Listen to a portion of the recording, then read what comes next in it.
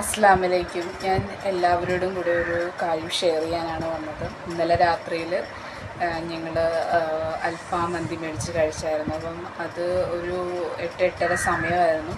അപ്പം എൻ്റെ മോനും കഴിച്ചിരുന്നു.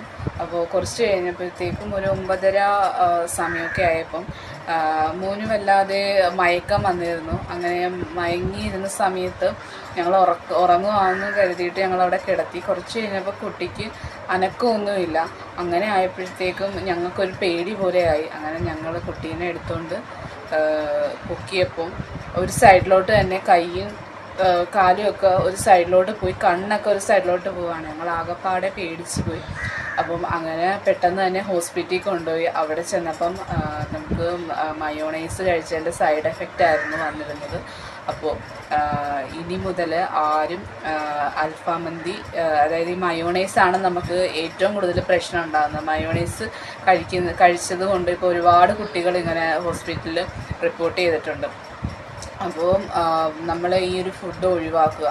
അപ്പം നമ്മളിപ്പം അറിയാതെ മയക്കമാണ് എന്ന് കരുതി നമ്മൾ വിട്ടുപോയിരുന്നെങ്കിൽ ഭയങ്കര ഒരു സ്റ്റേജിലൊക്കെ കാര്യങ്ങൾ എത്തിയേനെ. അപ്പോൾ നമ്മൾ അന്നേരം തന്നെ ഹോസ്പിറ്റലിൽ കൊണ്ടുപോയി. ഞാനിവിടെ നിന്ന് ഇറങ്ങി നമ്മൾ റോഡിലോട്ട് ഇറങ്ങിയപ്പോൾ നമ്മുടെ സിറ്റുവേഷൻ കണ്ടപ്പോൾ ഒരാൾ വണ്ടി നിർത്തി. അങ്ങനെയാണ് നമ്മൾ പെട്ടെന്ന് കൊണ്ടുപോയത്. പക്ഷേ അതൊന്ന് ലേറ്റ് ആയിരുന്നെങ്കിൽ ഭയങ്കര ഒരു അപകടത്തിലേക്ക് പോയേനെ. അപ്പോൾ എല്ലാവരും ഈ അൽഫാം മന്തി, മയോണൈസ് ഇതൊക്കെ ഒഴിവാക്കുക. നമ്മുടെ വീട്ടിലുണ്ടാക്കുന്ന ഫുഡ് മാത്രം കഴിക്കുക.